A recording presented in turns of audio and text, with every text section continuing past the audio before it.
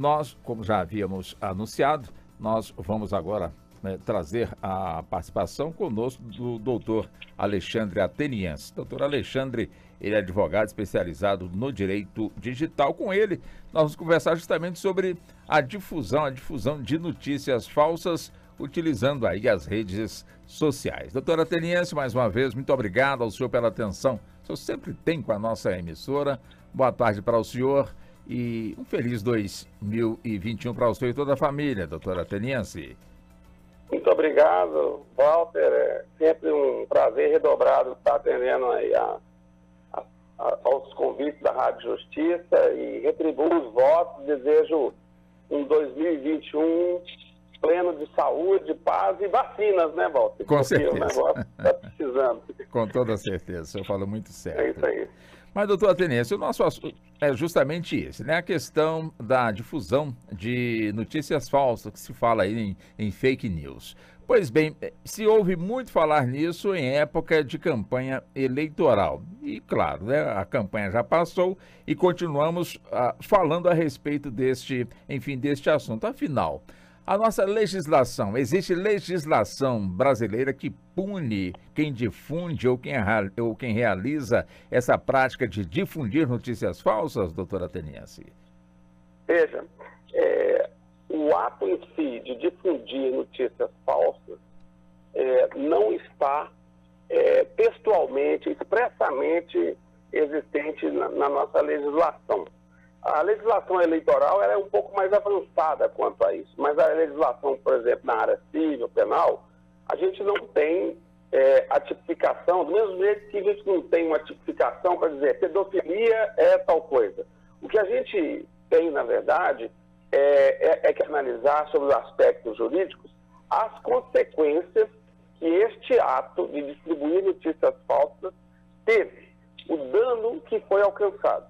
Então, pode ser um dano que seja relacionado com ofensas, né? Pode ser danos que possam estar relacionados com prejuízo da reputação de empresas. Então, é importante a gente ter o foco, não no ato em si, mas na consequência gerada pela distribuição dessas informações que podem ter múltiplas relações. E com isso, nós teremos que fazer uma análise caso a caso para saber em que cenário que, uma vez essas notícias tenham sido distribuídas, afetou as vítimas que foram alvo, que foram prejudicadas, que sofreram algum tipo de dano à reputação ou qualquer outro tipo de situação semelhante, para que a partir daí, então, a gente saiba quais são os remédios jurídicos possíveis. O que eu gostaria de ressaltar é que engana-se as pessoas que acham que porque não tem escrito na legislação nada sobre fake news ou notícias falsas, esse crime é impunível, né? Ou que essa prática não pode gerar qualquer tipo de responsabilidade para uma possível indenização. Essa premissa é falsa.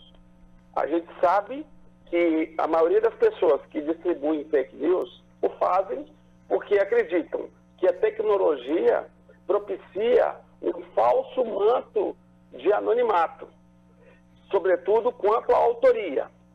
É verdade que quando a gente enfrenta em favor de alguma empresa ou de um cliente, pessoa física, situações como essa, não tenho como garantir 100% ao meu cliente que eu vou conseguir fazer a identificação inequívoca da autoria do agressor.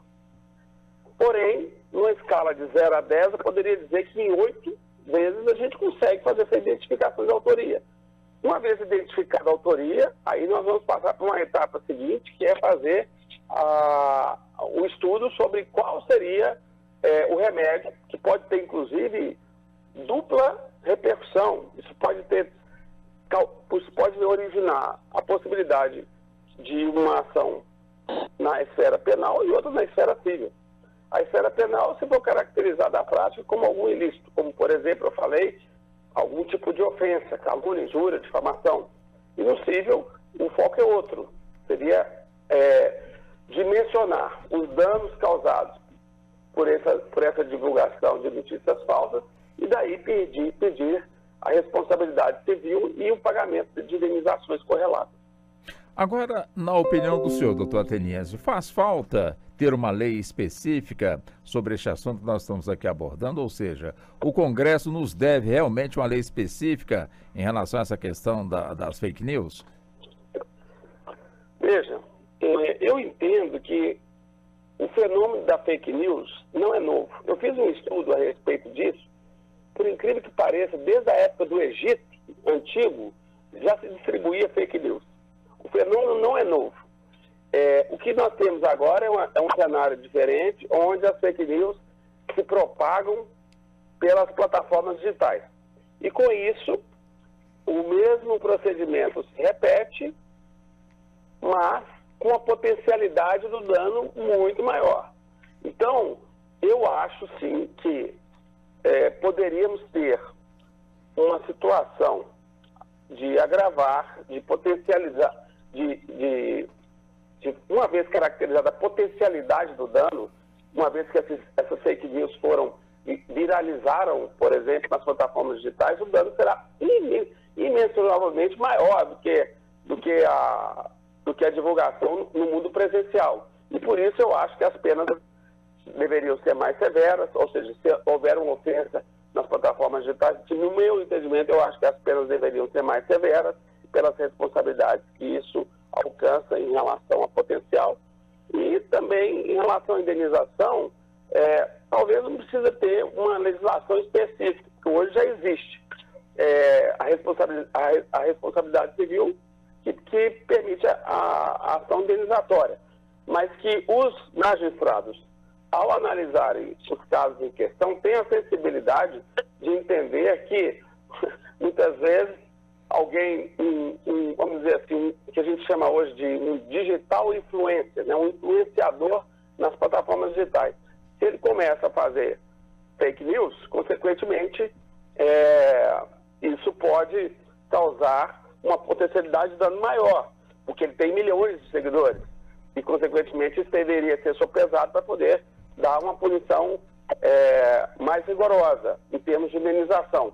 Por outro lado, eu queria chamar a atenção para um fato muito relevante que aconteceu na semana passada, que foi amplamente divulgado, que a maneira como o presidente Trump se portou no Twitter para poder insuflar a violência, naquele momento em que ele estava praticamente endossando os seus apoiadores a tomarem os atos que todos nós presenciamos, ele viola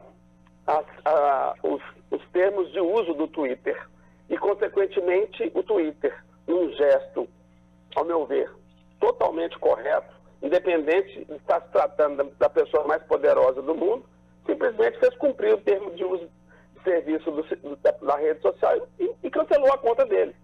Agora, não é um caso de indenização, mas eu queria mencionar esse fato apenas para poder deixar bem claro que pode ser, inclusive, que com a propagação das fake news, quem propaga tenha violado alguns termos de uso de uma determinada rede social. E com isso, ele pode sofrer também o dano, ainda que por uma conta anônima, porque ele pode ter fornecido dados falsos para poder criar essa conta, de ter essa conta cancelada. É uma situação também... eu queria deixar bem claro que os reflexos, as repercussões da fake news é extremamente dinâmico e extremamente casuístico. E a gente tem que analisar vários fatores para poder fazer esse enquadramento do remédio jurídico a ser aplicado.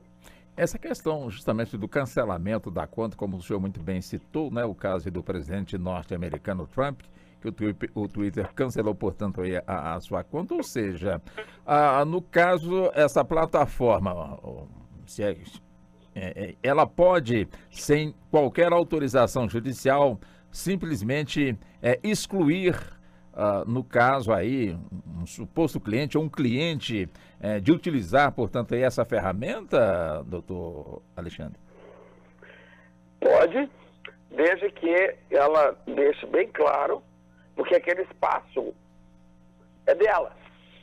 Então, a responsabilidade por qualquer situação que aconteça é da plataforma digital, no caso do Twitter. Quero até lembrar um fato, Walter, que quando nós tivemos a eleição do ano passado, e apenas a eleição anterior para presidente, o Twitter resolveu tirar o site do ar no Brasil, enquanto durava o período eleitoral. Por quê? Porque ele não queria ser eventualmente responsabilizado pelo dano causado na prática de algum excesso de liberdade de expressão, vamos assim dizer, por parte de alguns dos usuários em época de campanha eleitoral. Então ele achou que era melhor desligar a ferramenta no Brasil e voltar só depois da campanha eleitoral. Então, nesse caso especificamente, é bom que as pessoas entendam que cada plataforma digital, cada rede social tem as suas regras, tem os limites de o que pode, o que não pode ou como pode. E, em razão disso, o enquadramento do presidente Trump, ao meu ver, para cancelar suas contas, diga-se de passagem, definitivamente, ele perdeu um super megafone, foi porque ele violou as regras que estavam expressas lá no site, dizendo que ele não poderia, que essa ferramenta não poderia ser utilizada para fins de insuflar violência. Entendeu? E nesse enquadramento ele perdeu. E não precisa ter medida judicial para isso. É interessante que, no dia seguinte, o filho dele veio na mídia e disse o seguinte: isso aqui é um cerceamento de liberdade de expressão. Não é, porque nós estamos falando de um presidente da República dos Estados Unidos, ele não está agindo como pessoa física e, consequentemente, o Twitter, ao meu ver, agiu com total legalidade. Agora, por outro lado, veja como é que são as coisas. A rede social que foi utilizada por todas aquelas pessoas que fizeram aquela insurreição ali, foi a rede social chamada Parler. Essa rede social, só para você ter ideia, ela foi banida da loja da Apple e banida também da loja Google Play. Ou seja, ninguém mais vai usar as ferramentas mais comuns que todo mundo faz para poder baixar esse aplicativo através do celular. E porque se não fosse essa rede, dificilmente essa organização, esse movimento poderia ter sido coordenado, como foi. E aí, veja bem, vem o dono dessa rede social, Parler, em público, e diz o seguinte: olha, usem a minha rede, porque aqui eu vou garantir que eu não vou colocar essas restrições que outras têm. Aqui eu vou garantir a liberdade de expressão. Estou te contando essa história para poder dizer o seguinte, que é bom que se diga que o mundo digital não é um mundo sem lei, onde cada espaço que ali existe tem uma empresa que se responsabiliza e por isso, define os limites de uso das suas ferramentas.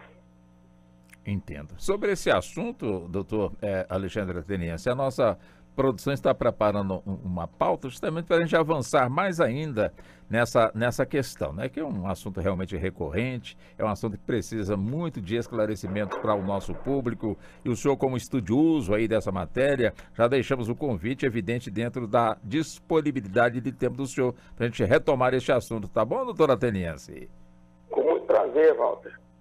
Um enorme prazer a gente ir a fundo nesse assunto. Tá certo, então. Uma boa tarde para o senhor, um excelente final de semana e muito obrigado pela atenção, doutor Ateniense. Eu que agradeço e feliz 2021 e conte comigo. Forte abraço. Também, muito obrigado.